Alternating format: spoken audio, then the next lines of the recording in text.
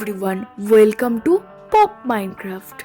যেমনটা আমরা আগের ভিডিওয়ে বলেছিলাম, আজকে আমরা একটা বিশাল বড় বাড়ি তৈরি করব। আর পুরো ইন্ট্রোটাই খারাপ করে দিল। দাঁড়াও, এদেরকে দেখাচ্ছি মজা। দাঁড়াও, এই গদগদ করার মানুষগুলো, কেন রে তোরা গদগদ করছিস? আর করব না। যাই হোক, এখানে দাঁড়ালে আর আমাদের ইন্ট্রো দেওয়া হবে না।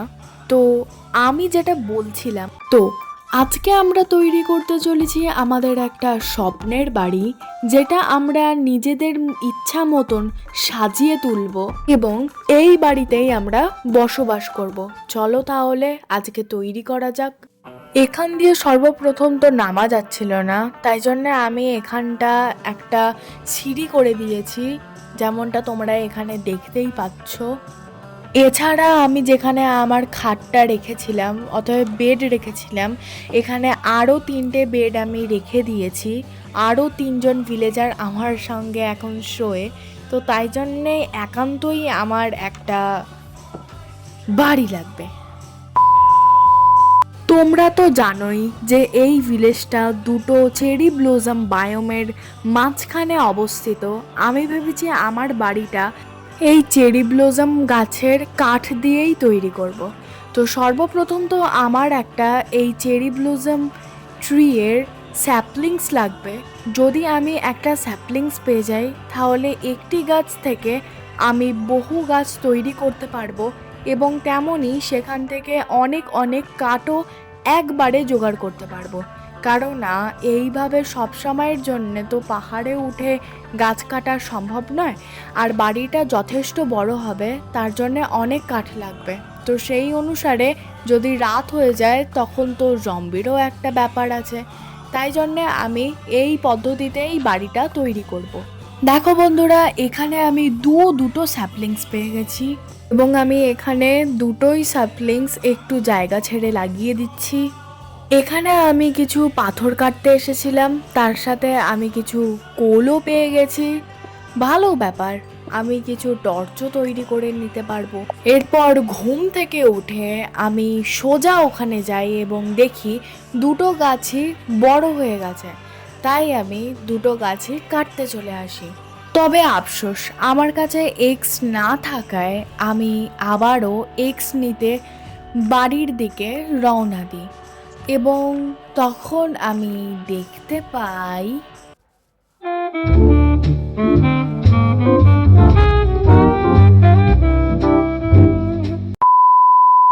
তারপর আমি এক্স তৈরি করি এবং তারপরে আবারও আমি গাছগুলো কাটার জন্য রওনা দিই এবং গাছগুলোকে কেটে ফেলি।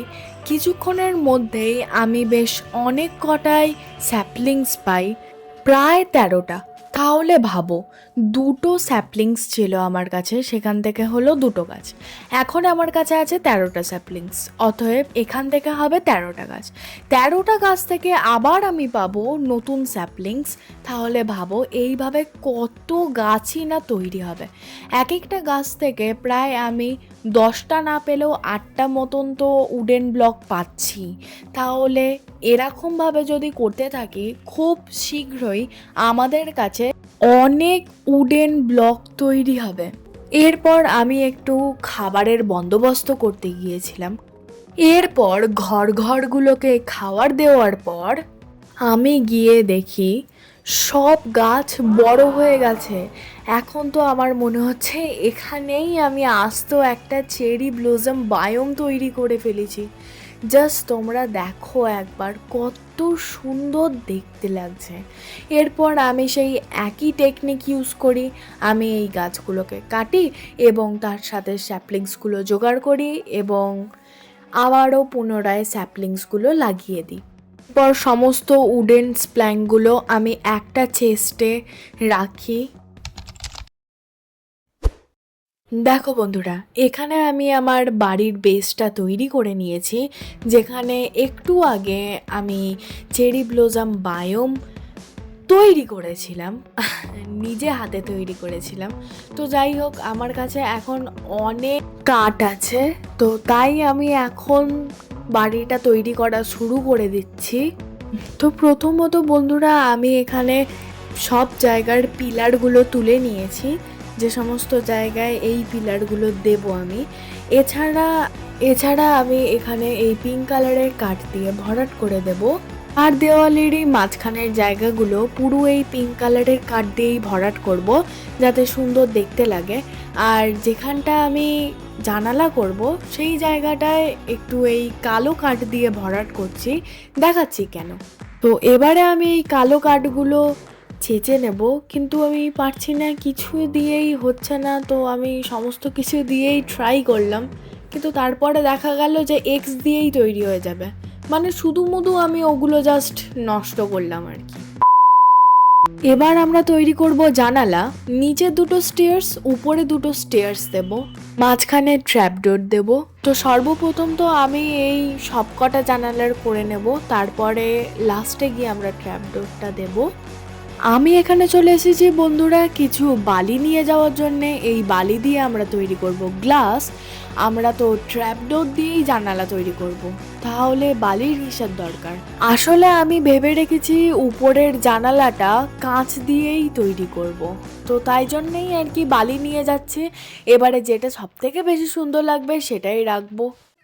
এরপর আমি সবকটা জানালাতেই ট্র্যাপডোর লাগিয়ে নিচ্ছি, সাথে বাড়ির ভিতরের মাটিগুলো সরিয়ে আমি কাঠও লাগিয়ে নিচ্ছি।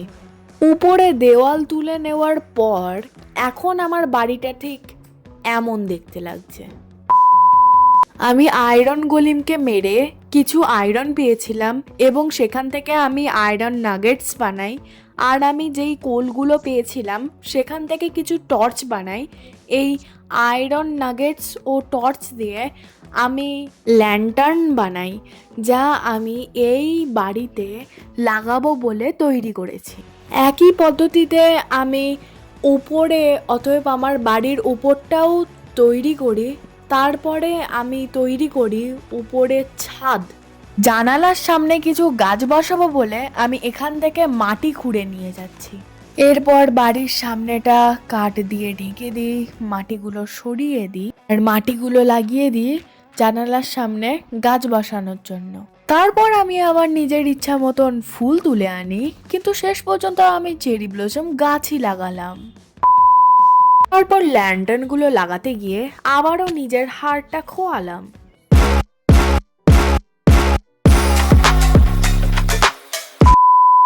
সেকেন্ড চান্সে দুটোই ল্যান্টার্ন আমার লাগানো হয়ে যায়।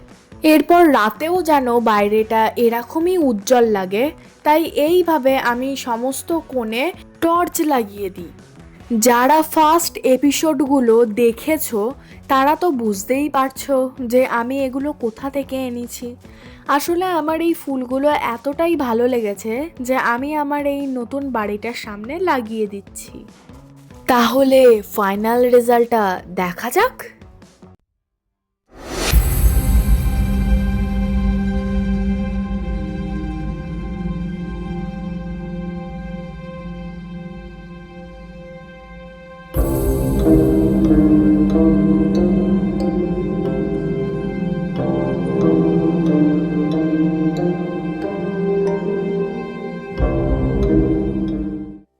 আশা করছি বন্ধুরা তোমাদের এই ভিডিওটা ভালো লেগেছে। আর আমার বাড়িটা কেমন লেগেছে অবশ্যই তোমরা বলো। আমি খুব কষ্ট করে বন্ধুরা এই 3 দিনের মধ্যে বাড়িটাকে কমপ্লিট করেছি। অবশ্যই এর জন্য একটা লাইক তো দিও বন্ধুরা। তো আজকের মতো এতটাই, টাটা।